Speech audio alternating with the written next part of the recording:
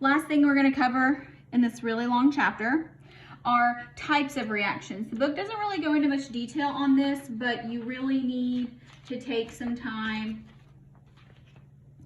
to do it. So the first type of reaction you have can be a synthesis reaction, also known as a combination reaction. And this is where you have two or more elements or compounds that react to form one single product. So generically, you would have two elements that form one product. An example, practically, sulfur and oxygen smushed together to make SO2. Or you can have uranium and fluorine to make UF6. And now we need to balance it. There we go. You can have decomposition. This is where you have one reactant and it's going to split into two or more simpler products. So decomposition is the opposite of synthesis or combination. So here you start with a compound and you're going to break it off into two things that are more simple. So here if we have calcium carbonate, that's going to decompose into calcium oxide and carbon dioxide gas. And see how that's already balanced? Or you could have mercury 2 oxide decomposing into mercury and oxygen. Is this balanced? No. It's a balance. Now, most commonly, you're going to have one of these last three. Single replacement, this is where you have one reacting element or ion switches places or replaces, that's where the replacement comes from, with an element or ion in the other reacting compound. Now, remember here, cations can only switch places with cations, anions only switch places with anions.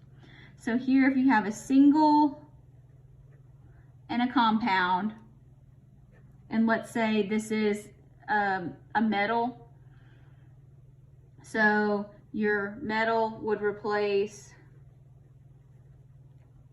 so if this would form a cation, replaces the cation. So practically, because that seems a little weird, if you have zinc and hydrochloric acid, zinc makes a positive ion, so it switches places with the hydrogen. So you have ZnCl2 because zinc's +2, and then hydrogen gas. All right, so is that balanced? No. Now it is. You can also have copper and silver nitrate, and that's going to make copper nitrate and elemental silver. All right, now, is this balanced? Oh, it was. Now it's not. 2, 2. Now it is. All right, double replacement. This is where you have the positive ions in both of the reacting compounds switch places. So here you have two ionic compounds, and I think I'm a positive person, so my positive switch. If you want to be a negative person and you want to switch your anions, totally switch your anions. So when you're writing these initially, keep your anions in place and switch them around, switch your positives. And again, order doesn't matter here, which compound you write first. Just gonna balance it. Okay, so here BaCl2, Na2SO4. These are very common. BaSO4 plus NaCl. So you see how our positive switched places. Barium is now with sulfate, sodium is now with chloride. So if you factored and foiled equations, it's kind of like that. So barium goes over here. They just switch places. Is this balanced? Nope. Now it is. Here's another one. Phosphoric acid, sodium hydroxide is going to make, let's switch these things up here. Sodium phosphate plus, and here, this is where I like to write water as hydrogen and hydroxide. I find that easier. If you don't like to write and you want to write as H2O, that's fine, but that just makes it easier for me to balance things. Because here, there's one phosphate,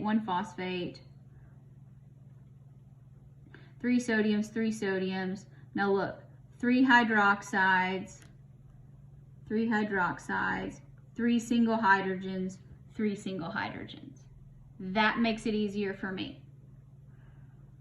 Because when you have hydrogen in 2 places, it gets a little confusing. Now, combustion reactions.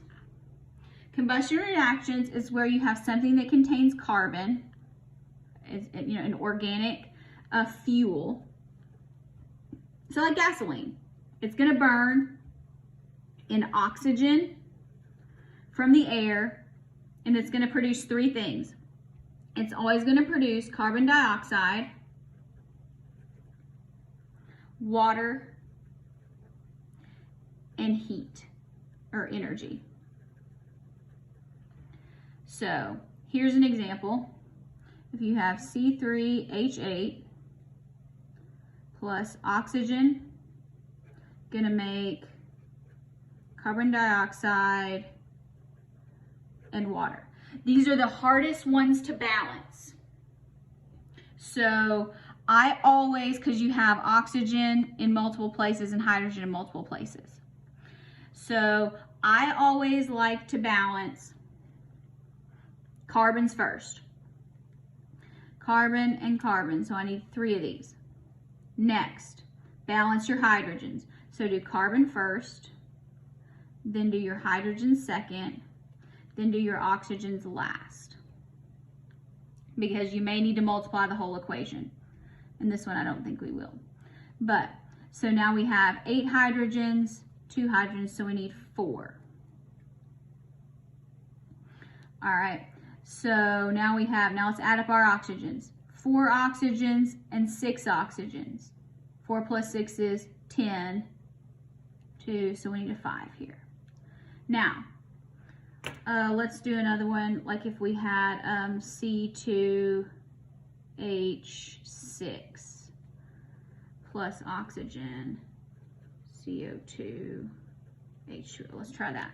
So here we have carbon and carbon, so we need 2, 6, and 3. So here, and now we have, now let's do our oxygens, 4 plus 7. Whoa, we can't do that. So the way to write this, first of all, that makes things easier, is say we have 7 on the right side and 2 on the left.